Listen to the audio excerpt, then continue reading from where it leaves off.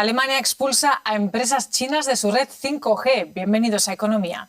De esta manera, el gobierno alemán ha decidido prohibir el uso de piezas fabricadas por los gigantes chinos de las telecomunicaciones Huawei y ZTE en sus redes 5G. Berlín dijo que eliminaría gradualmente el uso de estos componentes por motivos de seguridad nacional y para proteger sus infraestructuras críticas. El anuncio no ha sorprendido a los operadores de telefonía móvil alemanes, que ya han acordado con el gobierno la firma de contratos de compromiso para el reemplazo gradual de los componentes chinos. Berlín trata así de reducir su dependencia económica de China, particularmente desde que la guerra en Ucrania y la posterior crisis energética evidenciaron una excesiva dependencia de Rusia. Como decimos, Alemania obligará a retirar las piezas de Huawei y ZTE en su red 5G. Hablamos de esto con José David Navarro en Frankfurt. José, al parecer Huawei estaría muy presente en la red 5G alemana. La pregunta es, ¿cómo piensa sustituir ahora esas piezas sin que esto tenga consecuencias para la economía del país?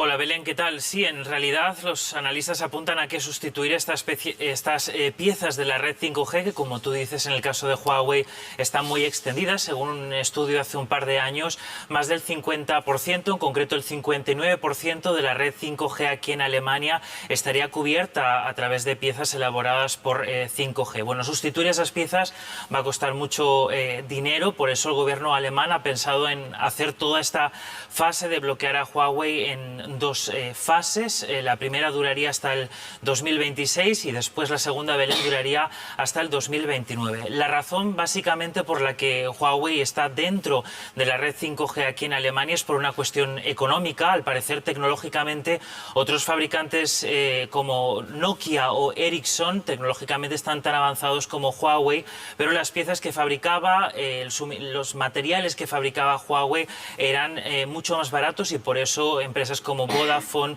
o Telefónica Alemania recurrieron a esta empresa china. José, la decisión de bloquear a Huawei y ZTE llevaba años encima de la mesa. ¿Por qué la decisión se ha tomado en este momento en el que precisamente las relaciones con Pekín han empeorado?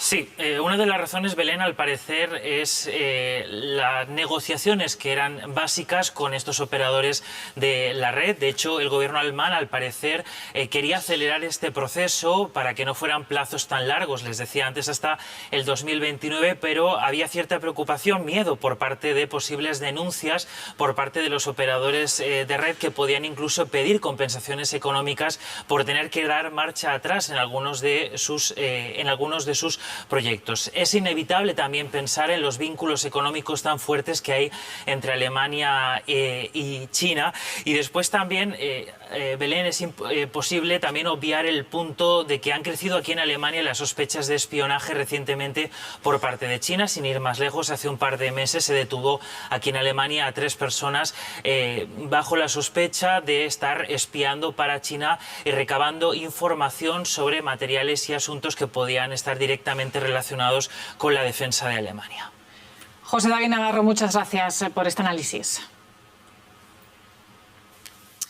De decisión alemana a decisión estadounidense, porque allí el gobierno de Biden ha endurecido las normas para las importaciones de acero y aluminio que llegan a través de México para evitar que los productos chinos evadan así aranceles. La administración estadounidense impondrá un arancel del 25% al acero que no haya sido fundido en México, Estados Unidos o Canadá. En el caso del aluminio, la tasa será del 10%. Con ello, Washington quiere frenar lo que considera competencia desleal. Acusa a China de inundar los mercados extranjeros con acero barato subsidiado. México exigirá a los importadores que proporcionen información sobre los países de origen de los productos. Y nos vamos a Nueva York para profundizar en este tema con nuestra analista financiera Ana Nieto. Ana, la medida se presenta como el cierre de un agujero legal. ¿Cuáles son los detalles de la medida comercial? Pues la administración de Joe Biden quiere evitar que vía México lleguen importaciones que de otra manera sí que tendrían aranceles. Por eso impone el 25% en el caso de que el metal, el acero, esté vertido y fundido fuera de México, pero se venda a través de este país, y lo mismo, pero en el 10% en el caso de que el metal se funda, el aluminio se funda y se vierta en China, en Bielorrusia, en Rusia y en Irán. Washington ha trabajado con el gobierno mexicano, que recientemente elevó aranceles también a metales de ciertos países, y además ahora, como dices, va a pedir un certificado de origen, del detalle del origen, a los exportadores para ganar en transparencia en el mercado que tenga con Estados Unidos. Desde la Casa Blanca se admite que solo el 13% del acero que llega por esta vía estaría sujeto a este arancel, y en el caso del aluminio el porcentaje es aún menor, sería un 6%. El objetivo, no obstante, es atajar que este pequeño agujero se convierta en una gran puerta por el que entren más y más importaciones vía México por parte de China. El cierre de este vacío legal es un refuerzo a los aranceles que se impusieron por parte de Donald Trump, que ha mantenido Joe Biden, quien está acusando a China de inundar con su sobrecapacidad muy subsidiada todos los mercados. Ana, como dices, Estados Unidos sigue acusando a China de sobrecapacidad. ¿Es esta una medida más para frenarla en el mercado estadounidense? Sí, por más que China considere que la acusación de sobrecapacidad para dinamizar su propia economía no tiene sentido, es algo que ha repetido la secretaria del Tesoro, Janet Yellen, el secretario de Estado, Anthony Blinken, pero las medidas que toma Washington están tomadas, como en este caso de los metales, a poner este freno a lo que ven como una competencia desleal, fuertemente subsidiada por China en todo el mundo y en un gran número de sectores.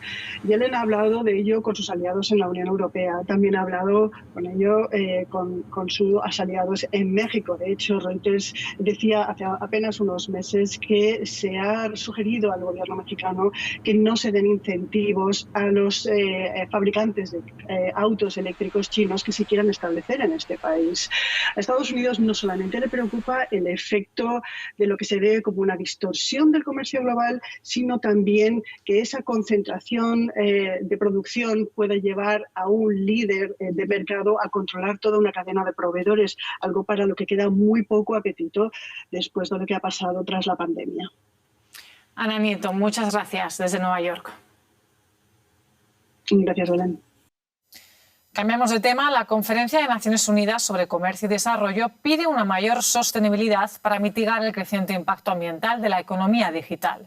En su informe anual, la agencia advierte sobre los daños climáticos y medioambientales, por ejemplo, debido al aumento del consumo de electricidad, agua y materias primas.